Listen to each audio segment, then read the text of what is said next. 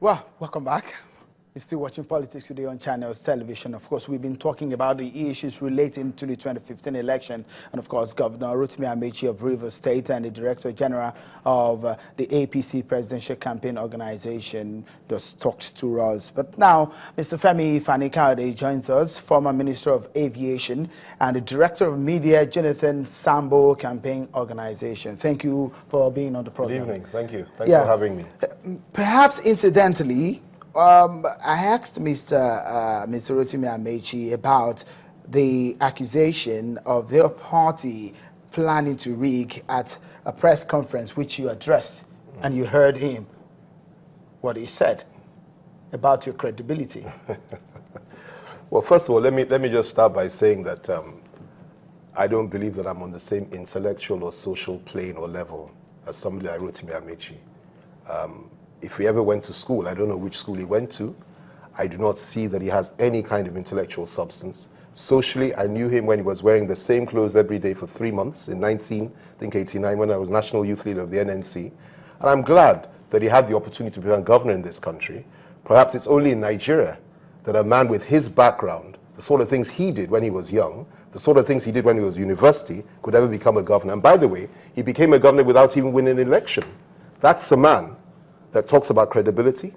This is a man that claimed that pastors in this country were given 6 billion naira by the government to vote for PDP.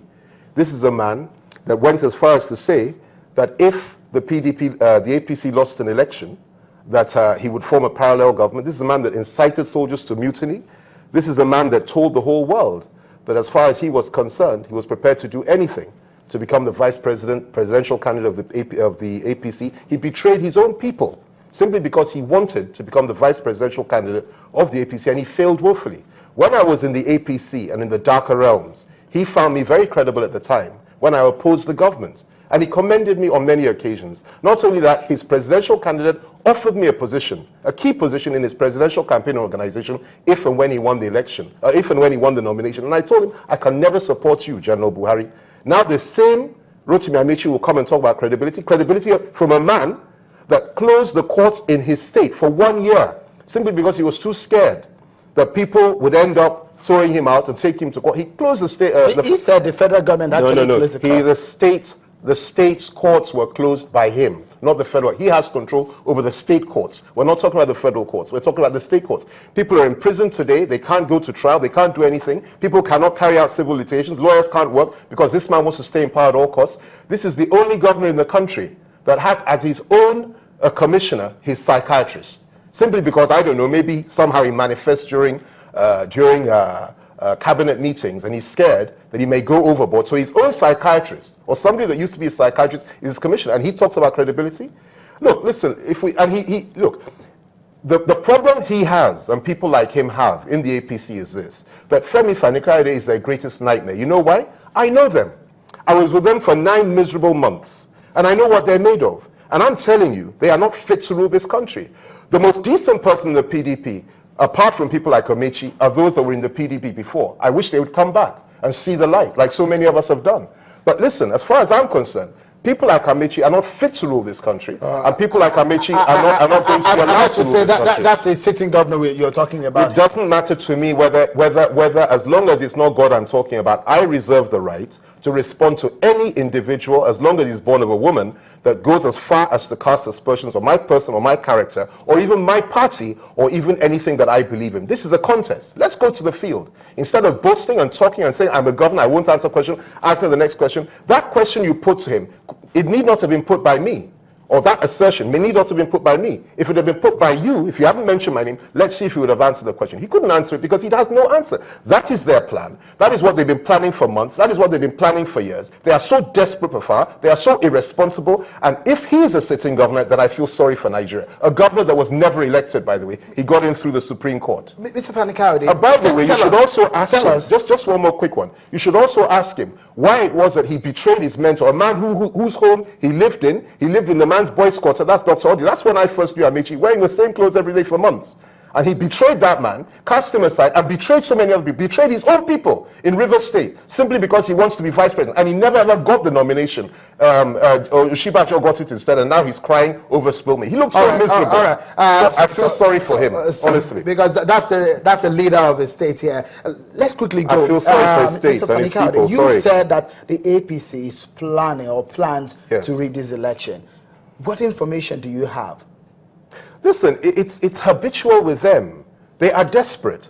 They have said it over and over again. Their leader, their presidential candidate, said that if it is that he doesn't win the election in 2015, that this time around, that the baboon and the dog will both be soaked in blood. But the man has actually said he did not say that. No, that is a matter of public record, Sheon. Let's be fair, let's be factual. He can apologize and say he didn't mean it, but that's what he said. It's on record. Now, he has to live with that.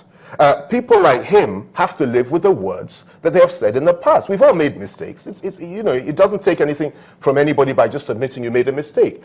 These people want to take power at all costs. Buhari himself, when he was asked just a few days ago, if you lose the election, what will happen? He said that will never happen, and if it happens, we will see what will happen after that. It is threat after threat, violence after violence. These are people that when our candidate was campaigning in Bauchi, in Yola, that's Adamawa, in Katsina, and a number of other places, his supporters, whilst chanting Sai Buhari and waving the silly brooms that they have, were throwing stones at our president. Injured 6 of our security operatives who had to be hospitalized. These people are desperate for power. They have brought religion into politics. They have brought ethnicity into politics, division, strife, and so on and so forth. And all they do is sit there and pass judgment on other people morning, day, and night. The question you need to put to Amechi, Buhari, Tinubu, and every single one of them is, what do they have to offer this country? What are their programs? What are their this? What are their that? If we're to judge them from the past, I can tell you this right now. The first thing that you need to ask Buhari and Amechi and all of them is this. How come it is that the APC presidential candidate was nominated by Boko Haram, an organization that has killed over 35,000 Nigerians in the last 3 years? They nominated him 2 years ago to be their spokesman and negotiator during a proposed peace talks with the government. How could you accept such a man to be your presidential candidate? Again, they should ask the APC, people like Amechi, Lai Mohammed, Buhari, and all the rest, how come it is that, that when Boko Haram was prescribed by this government last year, they got up and said that it was unjust and unconstitutional? These are the questions we need to ask these people. And Amechi should come and answer those questions as DG of his campaign organization, rather than tell you which questions he wants to answer. Yeah, because, I mean, one of the issues raised by him, that perhaps you want to answer is the fact that you were formerly of the APC. Of course, you said at that time that you criticized the government. Yes. Of course, you've been on the program when you were in the APC, and now it's be surprising, or some people will find it strange now that you're in the PDP. Why would it surprise? Well, that perhaps you've changed your ideology. No, not an ideology. What it is this. First of all, let me put this to you. Why on earth is it strange? Amechi himself was in PDP before. He's in APC now. He was elsewhere before then. Before he went to PDP, he went elsewhere. He's now in APC. Tinubu, the same thing. Buhari himself, the same thing. El Rufai, the same thing. Ribadu, the same thing. It is only Femi Fani Kayode that it becomes an issue when he changes party. And thankfully, Femi Fani Kayode is different to people like Amechi, because when I saw the monster and the darkness and the evil that I saw in the APC, I said, well, may God forgive me. And I went back to my family, and I'm very happy to be there, and I'm happy to be playing a key role, having seen the light. So as far as I'm concerned, every politician in this country has to live with his choices and his own. Don't question my convictions. I have never questioned the convictions of Buhari as an individual in terms of his choices. Neither Tinubu's, neither anybody else. Certainly not my good friend Nasir Rufai, who is intellectually far more virile than people like Amechi and others. But I don't think it's right. I don't think it's right for them to question mine either. Mr. Fani Kayode, let's quickly go into some other issues relating to the contest that we have on our hands. It's few weeks rather to this election, and a lot of people are saying at a point in time very critical in these campaigns, we saw a very key member of your party, a former president who was president of your party for 8 years, and you worked with him. You were a minister in his cabinet. He left your party. What mark do you think this will have on your party? Well, first of all, President Obasanjo is a father to me. He's a father to the president. He's a father to to virtually all of us in this country, and I have immense respect for him and affection, and I always will, regardless of whatever his political affiliation may be. If he made his choice, I will not cast aspersions on that choice. I disagree with that choice. I believe he should have stayed with us. I believe that, you know, it would have been better for him to stand firm and to help to ensure that the house that he built stands strong and goes from strength to strength. But he, for reasons best known to himself, made his choice and he decided to pull out. He didn't go to any other party. He decided to pull out, and that's fair enough.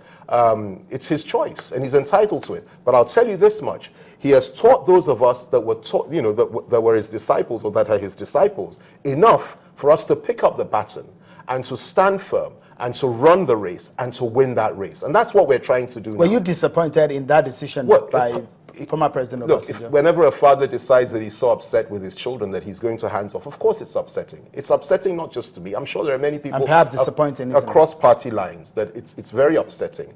But at the same time, I have to respect his choice. What is important to me as somebody that's playing a key role in this presidential campaign, and my job is to ensure that President Goodluck Jonathan is returned to power. My vision right now, my focus right now is to ensure that we achieve our objectives. After we have defeated Buhari and those that support Buhari, we will now go back to President Obasanjo and appeal to him and beg him to come and join us again and to give us the counsel and advice that I believe we so badly. You think your party still needs President Obasanjo? We are going to win this election with or without President Obasanjo. After we have won the election, those of us that are his disciples, of course, we have to go back to him and beg our father that, look, whatever it is we've done wrong, come and join us again. Why do you think he will respect? I didn't say we needed him to win the election. What I said was that we will accord full respect to him and we will always yearn for him. I'm not one of those that will run down Obasanjo. I will say this, however. When the party card was torn by President Obasanjo and his associates on television screens, it had a profound effect on many of us. There are many people within the ranks of the PDP today, elders and followers that are very, very upset with that single act, because that is an act against the party, not against the president, not against any individual, not against me, but against the party. And it's something that some of them may never forgive him for. I have a forgiving heart, and I will, of course, always forgive him for that. But you know, maybe not everybody else would share that particular sentiment. The truth of the matter is we have a lot of work to do. We need to win an election. We need to look at facts and figures. We need to move this country forward. And we need to ensure that the demons in APC do not take power. After we have finished cutting the head of the snake off and winning this election and ensuring that the Nigerian people are going to move forward in a secular, decent, civilized country, not one that's taking us back. After we've done all that, then we will go back and fix the problems, the internal problems that we had, the family problems. And I certainly, I mean, I can't speak for other people, I would certainly do my very best to ensure that our father reconciles with us.